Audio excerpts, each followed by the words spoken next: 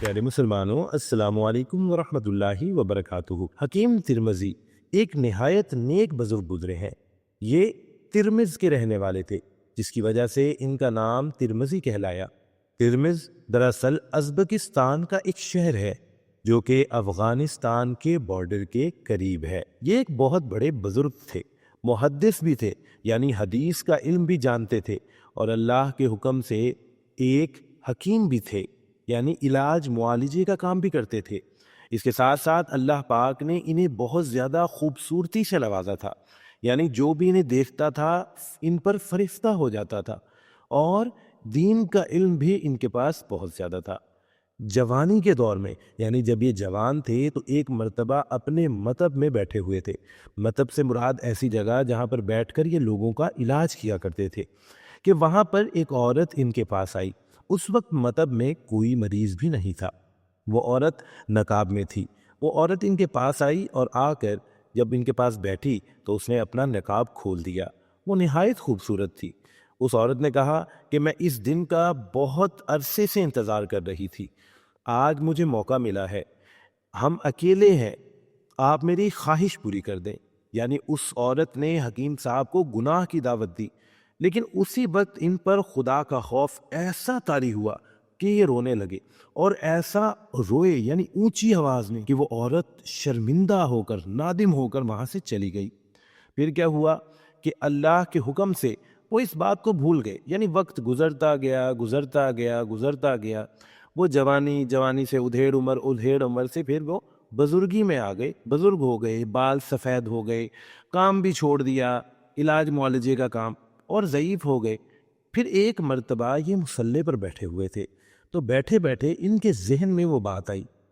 کہ اس وقت ایک عورت آئی تھی، اس نے یہ دعوت دی تھی، پھر میں اس طرح رویا تھا اور وہ عورت چلے گئی تھی۔ تو ذہن میں یہ خیال گزرا، جیسے ایک وسوسہ ہوتا ہے شیطانی، کہ کاش میں اس کی وہ خواہش اس وقت پورے کر دیتا، پھر میں توبہ کر لیتا تو مجھے معافی مل جاتی۔ لیکن جب یہ ریئلائز ہوا انہیں کہ بھائی یہ میں کیا سوچ رہا ہوں، تو پھر ایسا روئے کہ بس، اور ایسی یعنی کہ انہوں نے ایک آہو بکا کی کہ یا اللہ پاک، اس وقت جوانی کا دور تھا، تو آپ کا خوف میرے اوپر ایسا تھا کہ اس عورت نے جب یہ کہا تو میں ایسا رویا کہ وہ شرمندہ ہو کر وہاں سے چلے گئی۔ لیکن اب بڑھاپے کا وقت ہے، بال سفید ہو چکے ہیں، لیکن میرا دل کالا ہو گیا ہے، جس کی وجہ سے میں یہ سوچ رہا ہوں۔ اتنا روئے کہ روتے روتے انہیں نیند آ گئی، جیسے ایک بندہ کوئی کام کر کر کے تھک جاتا ہے، روتے روتے انہیں نیند آ گئی، اور نیند میں نبی پاک صلی اللہ علیہ وآلہ وسلم کی زیارت ہوئی۔ ایک مرتبہ سبحان اللہ اور صلی اللہ علیہ وآلہ وسلم کہہ دے۔ اس کے بعد نبی پاک صلی اللہ علیہ وآلہ وسلم نے خواب میں پوچھا، دریافت فرمایا کہ حکیم ترمذی کیوں روتے ہو؟ تو انہوں نے بیان کیا کہ یا رسول اللہ، جب میں جوان تھا تو یہ حالت تھی خشیت کی، اللہ کے خوف کی، کہ مجھے گناہ کی دعوت دی گئی تو پھر بھی میں رویا، اور جس کی وجہ سے میں اس گناہ سے بچ گیا، یعنی میں اتنا ڈرتا تھا اللہ سے۔ اب میں بوڑھا ہو گیا ہوں، ہڈیوں میں جان نہیں رہی، جسم کمزور ہو گیا ہے، بال سفید ہو گئے ہیں، لیکن میرا دل اتنا کالا ہو چکا ہے کہ اب میں اس بات کو سوچ کر یہ سوچنے لگا کہ کاش میں وہ غلط کام کر لیتا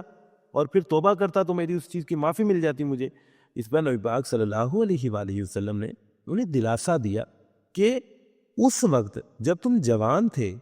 تو وہ دور میرے دور کے قریب تھا، بمقابل اس دور کے۔ مثال کے طور پر نبی پاک صلی اللہ علیہ وآلہ وسلم کے دور مبارک کو گزرے ہوئے ایک ایگزامپل دے رہا ہوں، 1400 سال گزرے ہوں گے یا 1500 سال گزرے ہوں گے، اور جب وہ جوانی کے بعد بڑھاپے میں آئے، 30 40 50 سال اور گزر گئے، تو مقصد یہ ہے کہ نبی پاک صلی اللہ علیہ وآلہ وسلم کے زمانے سے 40 50 سال اور دور ہو گئے۔ تو نبی پاک صلی اللہ علیہ وسلم نے یہی فرمایا کہ اب بڑھاپے میں تم میرے دور سے اور دور ہو گئے ہو، جس کی وجہ سے یہ شیطانی عمل اور اس طرح کی چیزیں بڑھ گئی ہیں،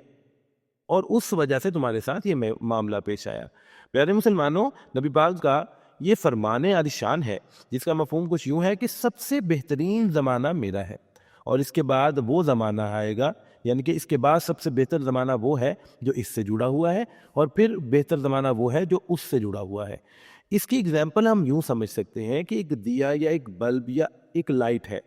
جتنا ہم اس کے قریب ہوتے جائیں گے اتنی اس لائٹ کی روشنی ہم تک آئے گی، نور پہنچے گا، اور جتنا ہم اس لائٹ سے دور ہوتے جائیں گے اتنی اس لائٹ کی روشنی ہم تک کم پہنچے گی۔ یہ ایسے ہی ہے۔ بزرگوں کے بارے میں تو یہ بھی بتایا جاتا ہے کہ وہ رات کی روٹی کو زیادہ پریفرنس دیتے تھے اور کہا کرتے تھے کہ رات کی روٹی اس لیے استعمال کرتے تھے کہ اس رات کی روٹی کا وقت کا فاصلہ ہے وہ نبی پاک صلی اللہ علیہ وآلہ وسلم کے زمانے سے کم ہے بجائے اگلے دن کی روٹی سے، یعنی وہ اتنا غور و فکر کیے کرتے تھے۔ اب اس میں لمحہ فکریہ یہ ہے کہ جوں ہم دور ہوتے جا رہے ہیں، یعنی ہم بچپن میں تھے تو نبی پاک صلی اللہ علیہ وآلہ وسلم کے زمانے سے اور زیادہ قریب تھے، 20 سال یا 25 سال یا 10-15 سال، اب 10-15 سال یا 20 سال دور ہو گئے ہیں، تو اس وقت آپ دیکھیں ایک زیادہ نیکی کی فضا بنتی تھی، اب گناہ تھوڑے اور زیادہ ہو گئے ہیں۔ تو اسی لیے ہمیں کوشش کرنی چاہیے،